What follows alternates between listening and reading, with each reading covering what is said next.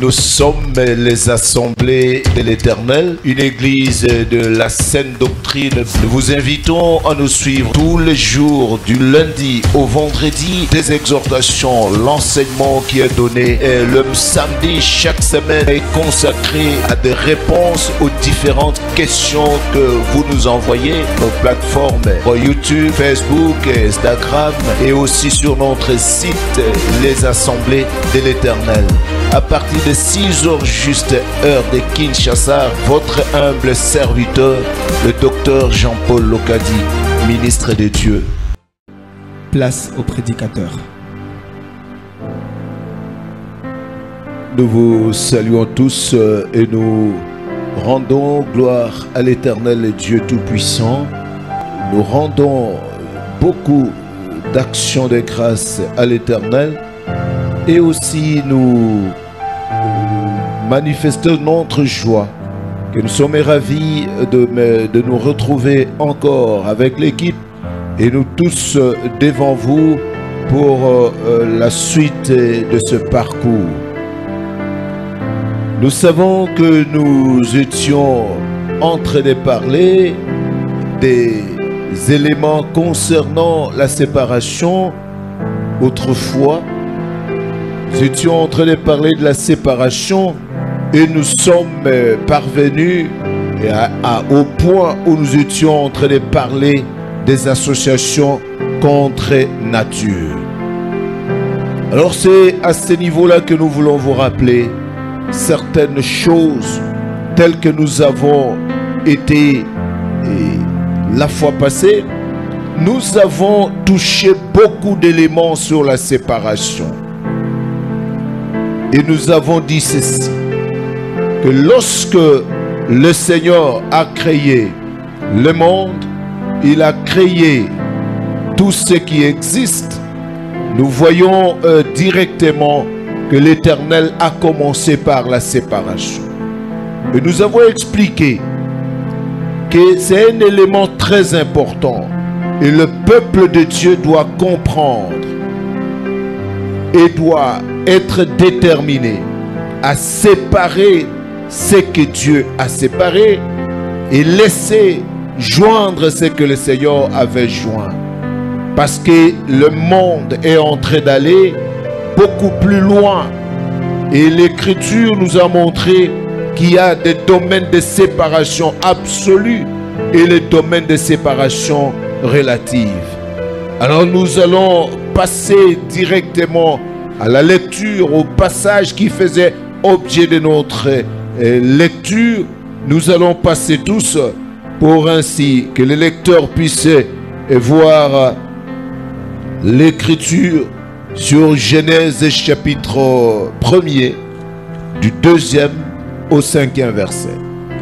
Genèse chapitre 1er, du verset 2e au verset 5e, nous lisons au nom de Jésus-Christ. Amen. La terre était informe et vide. Il y avait des ténèbres à la surface de l'abîme et l'Esprit de Dieu s'émouvait au-dessus des eaux. Dieu dit que la lumière soit et la lumière fut. Dieu vit que la lumière était bonne et Dieu sépara la lumière d'avec les ténèbres. Dieu appela la lumière jour et il appela les ténèbres nuit. Ainsi il y eut un soir et il y eut un matin, ce fut le premier jour. Amen. Amen.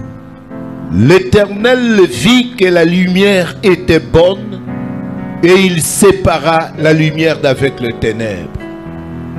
Vous allez remarquer que dans ce passage de Genèse, même lorsque nous lisons à partir de son 6e verset jusqu'au 7e, on nous parle que le Seigneur avait séparé même les eaux d'en haut d'avec les eaux d'en bas. Alors que c'était dès le début de la création. Ainsi nous étions en train de montrer au peuple de Dieu et nous continuons à insister à ce niveau-là que le Seigneur a il a travaillé sur le domaine de l'unité et il a travaillé sur le domaine de la séparation qui fait objet de notre exhortation. Parce que voyons ce qui est dans l'Écriture, l'on nous montre bien qu'il y a des domaines de séparation absolue et le domaine de séparation relative.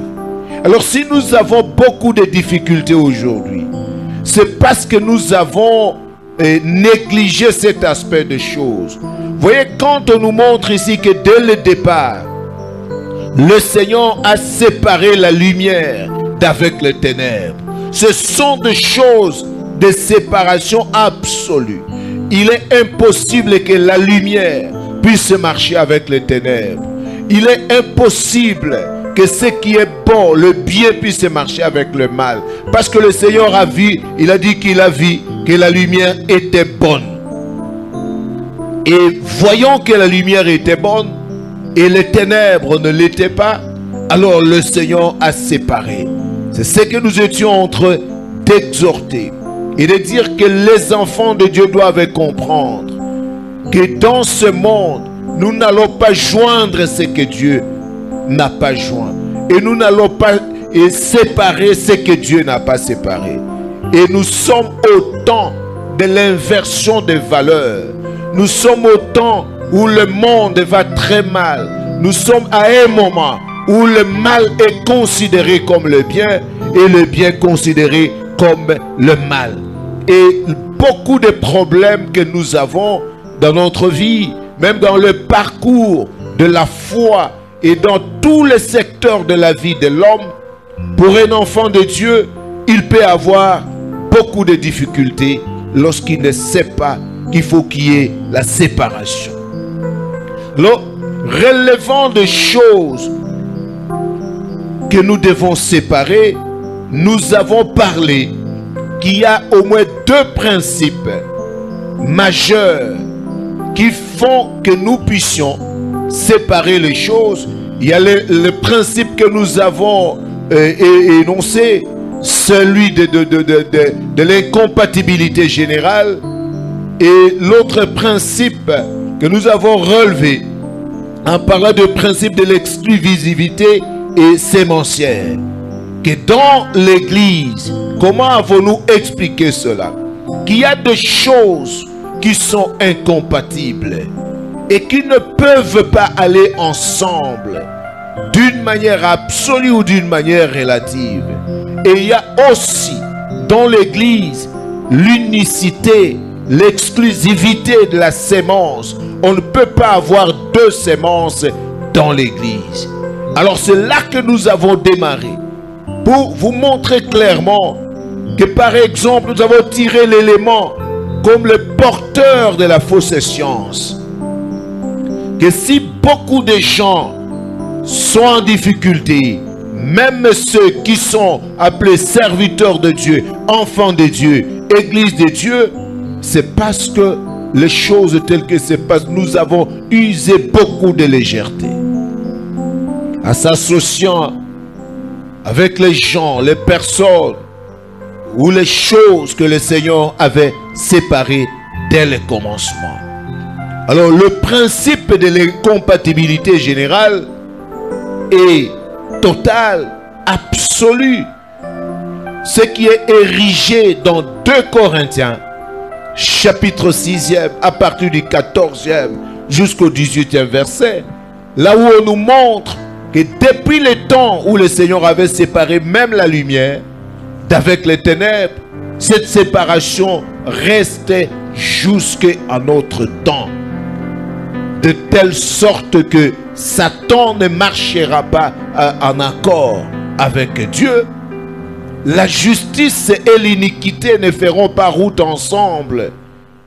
La saine doctrine et les fausses doctrines ne peuvent pas cohabiter et marcher ensemble. Un véritable enfant de Dieu ne peut pas faire une alliance autour de la foi avec quelqu'un qui est en dehors. On peut nous lire ce passage parce que nous voulons vous rafraîchir la mémoire pour que nous puissions évoluer. 2 Corinthiens chapitre 6 du 14e au 16e verset. Au 18e verset, nous lisons le nom de Jésus-Christ. Amen. Ne vous mettez pas avec les infidèles sous un joug étranger, car quel rapport y a-t-il entre la justice et l'iniquité? Ou qu'y a-t-il de commun entre la lumière et les ténèbres? Quel accord y a-t-il entre Christ et Bélial? Ou quelle part a le fidèle avec l'infidèle? Quel rapport y a-t-il entre le temple de Dieu et les idoles? Car nous sommes le temple du Dieu vivant, comme Dieu l'a dit. J'habiterai et je marcherai au milieu d'eux. Je serai leur Dieu et ils seront mon peuple. C'est pourquoi sortez du milieu d'eux. Séparez-vous, dit le Seigneur. Ne touchez pas à ce qui est impur et je vous accueillerai. Je serai pour vous un père et vous serez pour moi des fils et des filles, dit le Seigneur Tout-Puissant. Amen. Amen. Mais bien-aimés, nous sommes au temps où l'Église doit se ressaisir. Nous devons accepter le fait que les autres puissent dire non, vous ne voulez pas et vous entendre avec les restes de personnes. Vous ne voulez pas marcher avec d'autres. Vous ne voulez pas entrer en association avec d'autres. Vous croyez comme si c'est vous seulement qui êtes dans le droit chemin. Nous devons accepter ce chantage. Nous devons accepter cela. Parce qu'il est impossible que nous puissions unir ce qui ne le peut. On dit bien qu'il n'y a rien de commun entre la lumière et les ténèbres. Rien de commun. On ne peut pas dire que la sainte doctrine qui est la lumière et la doctrine des démons ou la doctrine des hommes et qui sont ténèbres se joignent à tel endroit et nous avons quelque chose en commun. Il n'y a rien parce que nous ne partageons pas le même Dieu. Nous ne partagerons pas le ciel. Nous ne partageons rien. Il n'y a rien de commun entre la lumière et les ténèbres. Or, il est écrit, vous êtes la lumière du monde. Et le Seigneur Jésus est la lumière du monde. Et nous sommes appelés fils de la lumière. Alors, c'est ce qui nous montre ici qu'il n'y a rien de commun entre la lumière et les ténèbres. Il ne peut y avoir un accord entre Christ et Bélial pour dire que non, ils peuvent signer un accord de paix, un accord de cessation d'hostilité. C'est impossible parce que l'Écriture nous montre que même nous qui sommes la postérité de la femme, nous qui sommes la postérité de la femme, nous ne pouvons en aucun cas et rester sans combat avec la postérité du diable. C'est impossible. Nous devons savoir que la guerre a été lancée depuis avant et il est écrit que la postérité de la femme écrasera la tête. Et je mettrai l'inimitié entre ta postérité et la postérité du serpent. Nous sommes en train de marcher dans l'inimitié. Il y a une sorte d'inimitié qu'il ne faut jamais refuser. Parce que le Seigneur avait lancé cela depuis très avant. Alors on nous montre qu'il n'y a pas d'accord entre Christ et Bélial. Et il n'y a pas de relation. Alors il y a des choses qui sont incompatibles. Et qu'on ne pourra jamais se lever un jour et dire que non, vous savez, mettons un peu d'eau dans notre vin parce que non, il faut accepter cet élément-là si nous voulons arriver à bon port. Lorsque nous chercherons à plaire aux hommes, alors nous ne serons pas serviteurs de Christ. Lorsque nous chercherons à plaire aux hommes, alors nous ne serons pas enfants de Dieu. On dit séparez-vous, c'est ce que le Seigneur Dieu dit. Et ne touchez pas ce qui est impur. Séparez-vous. Sortez du milieu d'eux. Alors il est impossible que nous puissions ignorer un aussi grand principe. Et lorsque nous voyons, même dans l'église, on nous montre dans Lévitique 19:19, le lecteur peut s'apprêter à lire cela. Vous verrez qu'il y a l'exclusivité de la sémence. Seule la sémence de Dieu doit demeurer. On ne peut pas avoir deux espèces de sémences, deux espèces de doctrines dans l'église pour dire que les faux oins peuvent aussi venir prêcher. dans l'église de Dieu.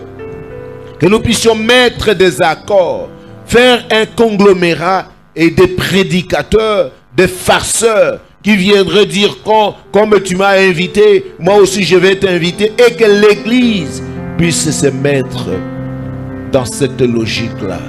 C'est le Seigneur Jésus, ce sont les apôtres qui allaient prêcher dans des synagogues, mais les prédicateurs des synagogues ne venaient pas prêcher dans l'église. Voyons cela. Lévitique 19, 19, nous lisons le nom de Jésus-Christ. Amen. Vous observerez mes lois. Tu n'accoupleras point des bestiaux de deux espèces différentes. Tu n'ensemenceras point ton champ de deux espèces de semences. Et tu ne porteras pas un vêtement tissé de deux espèces de fils. Amen. Amen. Amen. Tu ne porteras pas, tu ne sèmeras pas dans ton champ deux espèces de semences. Tu ne porteras pas un vêtement tissé de deux espèces de fils. Je suis l'Éternel. Or, dans l'église, la sémence qui est plantée, qui est sémée, qui est jetée dans l'église est unique. C'est pourquoi l'apôtre Pierre, exhortant sur cela, il avait dit que vous avez été régénérés, non par une sémence corruptible, mais par une sémence incorruptible, par la parole vivante et permanente de Dieu. Voilà mes bien-aimés, il faut bien retenir cet élément-là et comprendre que lorsque nous sommes en train de marcher devant le Seigneur, nous marchons avec le principe de la séparation, là où Dieu a séparé les choses. Là, nous marchons avec le principe de l'exclusivité, là où le Seigneur a pris cette décision pour dire, écoutez, il n'y aura que ça. La légèreté n'est pas démise, parce qu'il est écrit, c'est un piège pour un homme que de prendre à la légère un engagement sacré. Il ne faut pas que nous puissions ignorer. Nous vous rappelons que nous vous avons déjà parlé, que nous ne sommes pas seuls dans ce monde. Nous ne devons pas ignorer cet élément aussi important, que nous ne sommes pas seuls dans ce monde. Dans ce monde, il y a l'ivraie et il y a le blé. Nous sommes deux semences différentes. Et il est impossible que nous puissions penser que nous allons plaire à tout le monde. C'est pour cette raison que l'Écriture déclare que si je cherche à plaire aux hommes, je ne serai pas serviteur de Christ. Ceux qui seront d'accord avec nous, ce sont ceux-là qui sont des dieux. Mais ceux qui ne sont pas des dieux ne seront jamais d'accord avec nous. Et nous ne pouvons même pas nous y attendre pour dire, écoutez, faisons tout pour que tout le monde soit d'accord avec nous. Alors qu'il est écrit, malheur lorsque tous les hommes diront du bien de vous. Parce que c'est ainsi qu'ils ont agi à l'égard des faux prophètes. Amen. Un véritable serviteur de Dieu ne peut pas penser un seul instant que même les faux oins doivent être d'accord avec lui. Et le diable lui-même alors deviendra d'accord avec toi.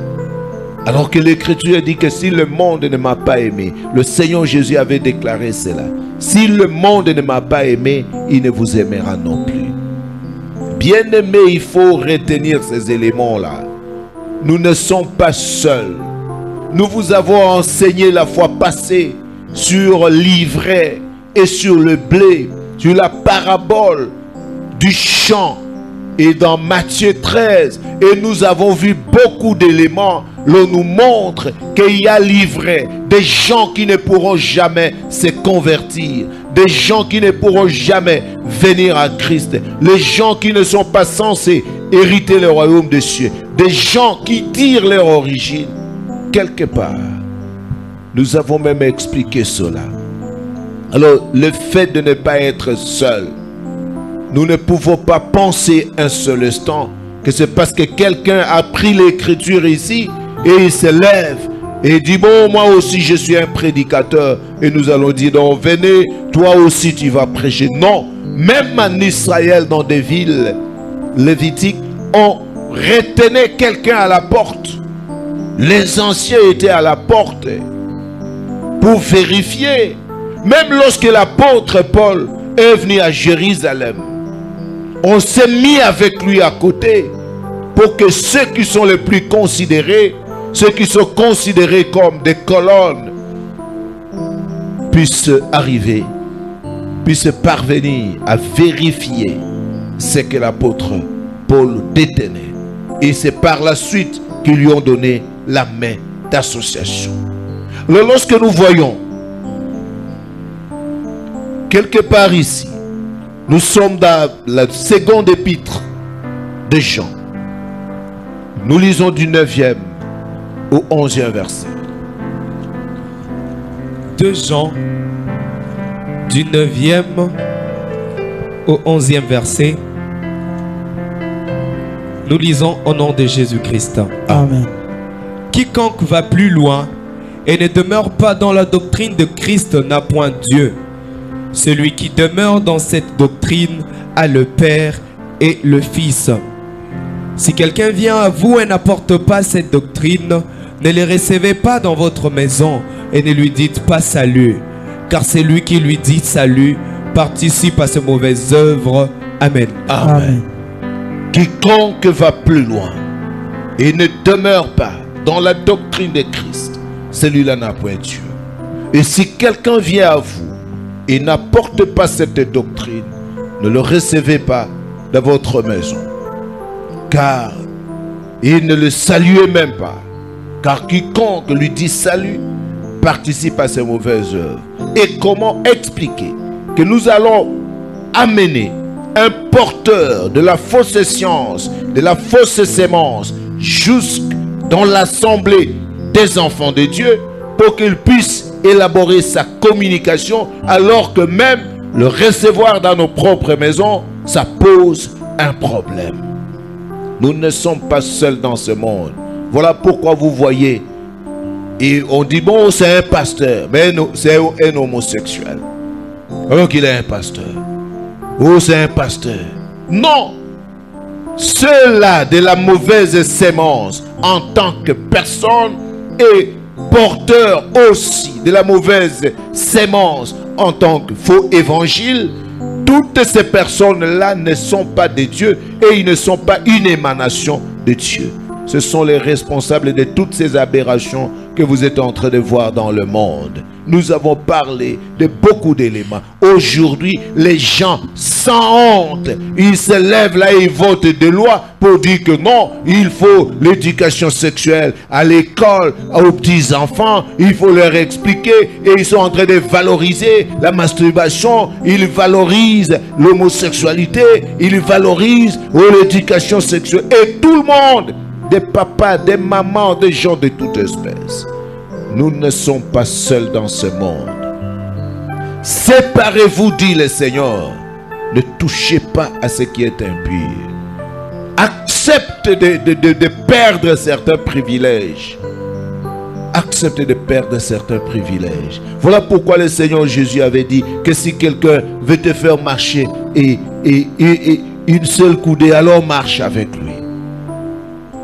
2. Si quelqu'un veut t'arracher ta robe, donne même le manteau.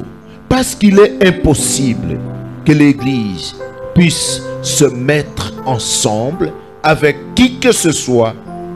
Alors l'Écriture nous montre clairement que le Seigneur dès le début a séparé.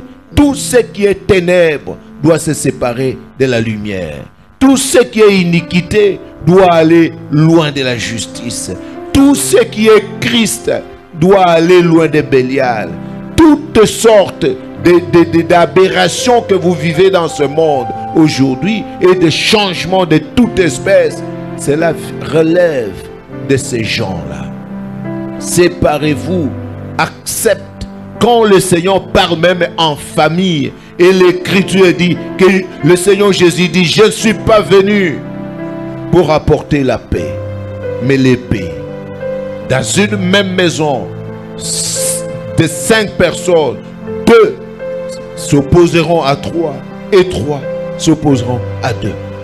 C'est ce que le Seigneur Jésus avait dit. Lorsque nous voulons que les choses soient autres, là c'est que nous ne sommes plus dans la saine doctrine.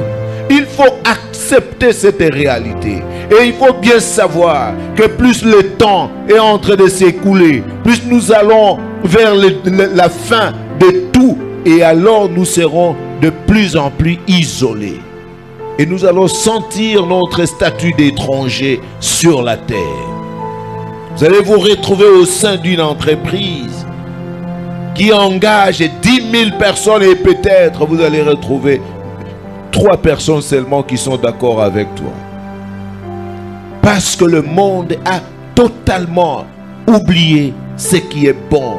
La déchéance est énorme, est au plus haut point, de telle sorte que on peut tout faire sans conscience, ni même se reprocher de quoi que ce soit. Alors, peuple de Dieu, il faut bien savoir qu'il y a la séparation. On dit séparez-vous. Séparez-vous, dit le Seigneur. Ne touchez pas à ce qui est impie. Aujourd'hui, même dans nos écoles, aujourd'hui, partout, où les cours de magie, où telle chose, on est en train de banaliser toutes choses. Même dans des émissions des enfants, on cherche, le diable cherche comment s'aimer, détruire, ravager, comme a toujours été son travail.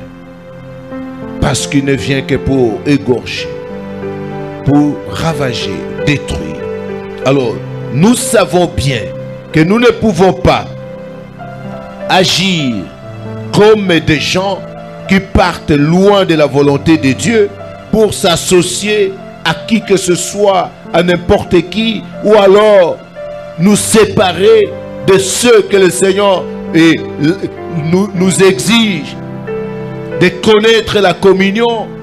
Non, là où le Seigneur a joint, nous devons joindre. Là où le Seigneur a séparé, nous devons séparer.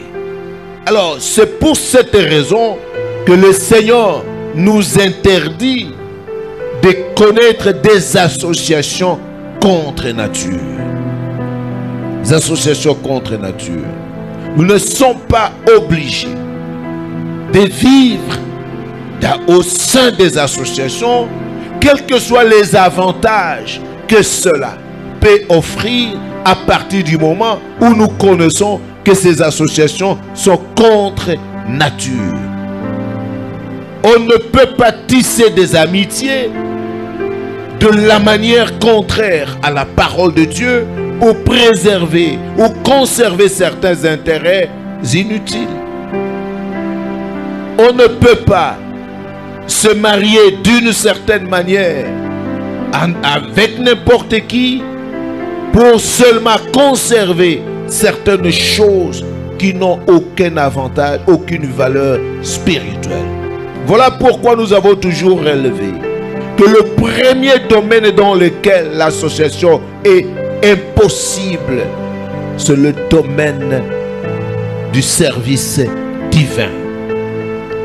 Il n'y a pas moyen que dans le domaine du service divin, que nous puissions nous lever un jour pour dire non, écoutez, nous voulons nous associer. Vous savez, il y a l'association des églises, il y a l'association de ceci, l'association des serviteurs, association des chantres, association des intercesseurs de la RDC, ou tout cela. Mais vous vous associez à qui? La main d'association est donnée sur base de la parole. Vous avez vu quand Paul arrive à Jérusalem et Barnabas et tout cela, le Silas, qu'est-ce qui va arriver? On dit que ceux qui sont considérés comme le plus considérés comme des colonnes ont écouté l'apôtre Paul à côté, autour de sa doctrine, autour de sa doctrine, autour de ce qu'il prêchait, autour du service divin, autour de sa foi, autour de sa conduite. Étonné de voir qu'il considérait les choses comme eux, il croyait à la même chose. Il prêchait la même chose. Alors, les apôtres qui étaient à Jérusalem ont tendu la main d'association à l'apôtre pour dire, tu es notre frère, marchons ensemble. Mais ce n'est pas parce qu'à un certain niveau, quelqu'un dans les coins là-bas s'appelle serviteur de Dieu, parce que bon, lui aussi a une secte quelque part. On dit bon, association de serviteurs de Dieu. Non. Dans les services divins, les chantres de la sainte doctrine ne peuvent se rattacher qu'aux chantres de la sainte doctrine. Parce que ce sont les enfants appartenant au même Père.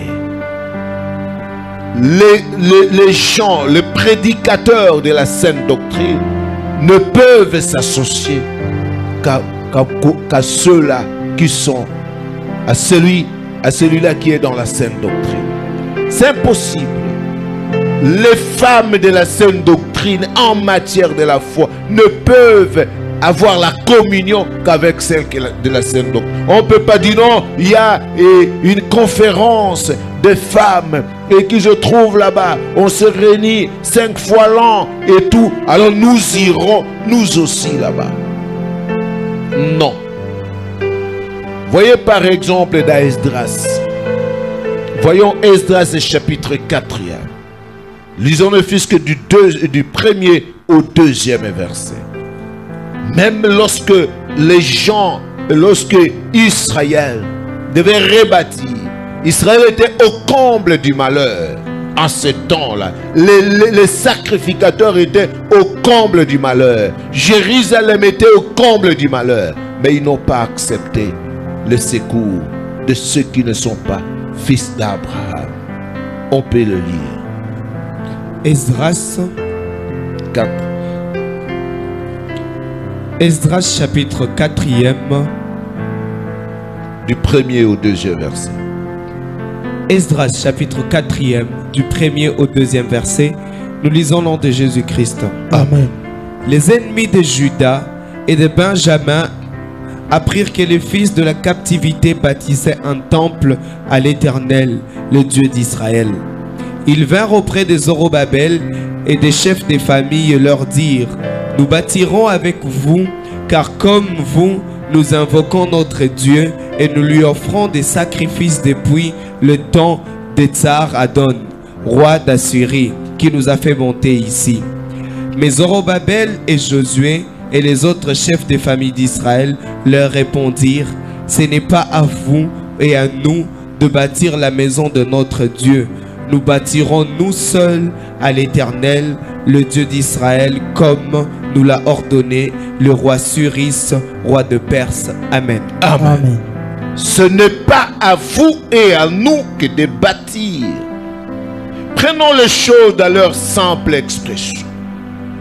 Vous êtes dans une situation où le temple, là on parle d'abord du temple à ce temps-là, c'est le temple ordinaire que l'on voit. Et vous êtes sans moyens. Le temple est renversé. Mais des gens viennent pour vous dire: vous et nous, comme nous adorons aussi votre Dieu, nous voulons vous venir au secours pour travailler avec vous. Mais ces gens-là avaient déclaré: non, ce n'est pas à vous et à nous. Or aujourd'hui encore c'est pire, parce que le temple de Dieu, c'est l'Église. C'est nous qui sommes le temple de Dieu, une habitation de Dieu en esprit, selon tout ce qui est écrit dans 1 Corinthiens 3, le 16e verset. Si vous descendez, vous allez trouver, on nous dit que nous sommes le temple de Dieu, une habitation de Dieu en esprit. Autour du service divin, il n'y a pas d'association envisagée et envisageable à partir du moment où nous ne croyons pas la même chose. Quelle que soit la bonne volonté, quelle que soit la souffrance dans laquelle l'on pourrait se retrouver, il est impossible que le bien et le mal puissent s'unir ensemble. Il est impossible. On ne s'associe pas ainsi. Les prédicateurs hors la sainte doctrine ne peuvent pas. Parce qu'on ne peut pas permettre que l'on apporte un feu étranger selon ce qui a été fait par le sacrificateur dans Lévitique chapitre 10, vous commencez à partir du 1er jusqu'au 2e verset, vous allez trouver qu'il est arrivé à un certain moment où le feu étranger a été apporté. Non, on ne peut pas apporter un feu étranger dans l'église de Dieu. On ne peut pas inviter des faux oins pour venir prêcher dans l'église de Dieu. On ne peut pas, même dans nos festins, nous ne pouvons pas aller inviter les musiciens en dehors de la saine doctrine pour dire que non, venez, nous voulons nous associer. Non, même dans nos festins, même dans tout ce que nous sommes en train de faire. Parce que ce qui arrivera, c'est qu'un feu étranger sera amené là-bas. Vous avez vu par exemple Élie. Élie n'a pas agi de la même façon. Il n'a pas fait le même culte avec ces gens-là. Il a dit qu'ils fassent le leur et moi je ferai le mien. Parce que nous avons deux dieux différents. Et même lorsque quelqu'un qui est en dehors de la saine doctrine lirait une écriture, lorsqu'il ferait tout, il prendrait l'écriture pour dire que je prêche, la parole de Dieu dans sa bouche n'est pas la vérité. C'est pas la vérité. Regardez par exemple dans Jean chapitre 8, au 44e verset, on dit que en lui il n'y a point de vérité. Quand on parle de Satan. Mais vous allez remarquer qu'à plusieurs occasions, Satan avait utilisé l'écriture. Même lorsqu'il était avec le Seigneur Jésus. Il lui a dit, fais ceci parce qu'il est écrit. Parce qu'il est écrit. Parce qu'il est écrit. Alors il faut bien savoir que le jour où toi tu diras que oui, ici le diable avait dit la vérité. Donc tu te retrouves déjà en dehors. Parce qu'on dit qu'en lui, il n'y a point de vérité. Lui-même, il ne demeure jamais dans la vérité. Il ne demeure pas dans la vérité. Et en lui, il n'y a point de vérité. Parce que la parole de Dieu dans la bouche de celui qui est en dehors de la saine doctrine n'est pas la vérité. C'est pourquoi cette femme a dit dans 1 Roi chapitre 7, le verset 24e, il dit, je reconnais que tu es un homme de Dieu. Et que la parole de Dieu dans ta bouche est vérité. La parole de Dieu dans ta bouche est vérité. On ne peut pas aller prendre des interprètes pour venir. Oh, venez, il y a quelqu'un qui interprète bien qu'il vient alors qu'il n'est pas un frère. On ne peut pas inviter des musiciens de ce monde, parce que tous sont de ce monde, qu'ils soient religieux ou non, comme ils sont en dehors de la saine doctrine, pour dire bon, qu'ils viennent pour nous aider. Non, le temple de Dieu ne peut être construit que par ceux-là qui sont conviés par l'Éternel. Oh, nous sommes le temple de Dieu.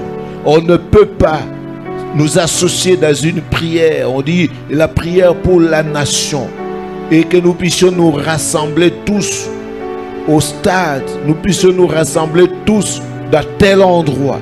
Et les serviteurs de Baal et les serviteurs d'Astarté et tout. Et rassemblons-nous. Et les magiciens et les homosexuels et les gens de toute espèce. Oh, rassemblons-nous. C'est l'association. L'église de Dieu n'est pas concernée dans cela. On ne peut pas faire des festins d'ensemble. L'église de Dieu n'est pas concernée dans cela. On recherchait la paix, la justice, tout cela avec ceux qui invoquent d'un cœur pire.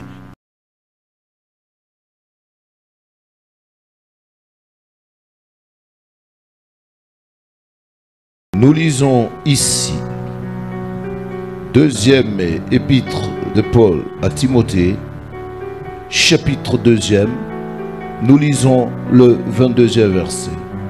Fuis les passions de la jeunesse et recherchez la justice, la foi, la charité, la paix avec ceux qui invoquent le Seigneur d'un cœur pur. Ceux-là qui l'invoquent d'un cœur pur c'est là que l'on recherche le Seigneur. On ne peut pas rechercher le Seigneur avec ceux qui n'ont pas un cœur pur. Or, la foi véritable, le rôle du commandement, le but du commandement, c'est une charité qui vient d'un cœur pur, d'une foi sincère et d'une bonne conscience. Lorsque le cœur, la foi n'est pas sincère, il n'y a pas de bonne conscience et il n'y a pas de cœur pur. Or, on nous dit que nous devons rechercher le Seigneur avec des gens qui l'invoquent d'un cœur pur. Le cœur pur vient de la foi véritable, d'une bonne conscience, de la foi en la parole de Dieu. Alors, mes bien-aimés, nous vous exhortons d'accepter aujourd'hui que vous soyez exclus. Le Seigneur Jésus avait dit, ils vous excluront des synagogues. Il faut que cela arrive. On invitera tout le monde, mais on ne t'invitera pas. Parce que toi, tu es dans la saine doctrine. On dira que le pasteur, le prédicateur de ceci viennent, excepté toi. Et là, c'est une bonne chose. Séparez-vous, dit le Seigneur, sortez du milieu d'eux. Le Seigneur a établi la séparation dès le commencement. Que l'Éternel Dieu bénisse son peuple. Que l'Éternel Dieu protège ses enfants. Et qu'il soit à mesure de supporter l'exclusion. Qu'il soit à mesure de se détacher, de sacrifier des intérêts à cause de la séparation. Parce que le Seigneur est clair et inédit. Soyez tous bénis. Soyez tous fortifiés. Parce que nous sommes au temps où nous devons passer en force. Agir toujours selon la parole de Dieu. Et contre des vents et marées. Que l'Éternel Dieu vous fortifie. Merci beaucoup pour aujourd'hui. On s'arrête là. Amen. Amen. Nous sommes à un temps où nous devons passer fort contre les vents et marées de ceux qui ne sont pas adorateurs de Dieu d'un cœur pur. Nous allons remercier l'Éternel pour le temps qu'il nous a accordé pour avoir sa parole ici. Et à la fin, le ministre de Dieu va clôturer pour ce culte matinal. Prions au nom de Jésus. Saint d'Israël, rejetons de David, le Père que tu as voulu. Vous avez donné la possibilité de ensemble. Voilà pourquoi nous sommes encore retrouvés une fois de plus devant ta face. Nous venons te dire merci. Nous venons t'élever, nous venons t'adorer. Car éternel de Dieu, cela n'a pas été accordé à tous. Voilà pourquoi nous venons te célébrer. Voilà pourquoi nous venons te louer. Car ta bonté éternelle de Dieu puissant, tu ne l'as pas accordée à tous. Cette parole n'a pas été accordée à tous. Voilà pourquoi encore nous venons te bénir. Nous venons te prier de bien vouloir nous diriger. Que cette journée soit une journée paisible à tous tes enfants. Venons devant ta face. Béni soit ton peuple, ô Éternel et Dieu Tout-Puissant, le Créateur de l'univers et tout ce que l'on renferme. Que ton peuple soit béni et que cette journée soit une journée paisible et tranquille. Que toi, ô Éternel et Dieu, tu protèges pour que chacun à sa sortie, pour aller, ô Éternel et Dieu puissant dans ses occupations, qu'il soit protégé, gardé, soutenu, que la séparation soit réelle, que les ténèbres ne cohabitent pas avec la lumière, que le péché ne s'attache pas à nous. Donne-nous la victoire sur tout ce qui est ténèbres, au nom du Seigneur Jésus. Amen. Amen. Amen. Bonne journée et au prochain programme. Merci beaucoup. Merci beaucoup.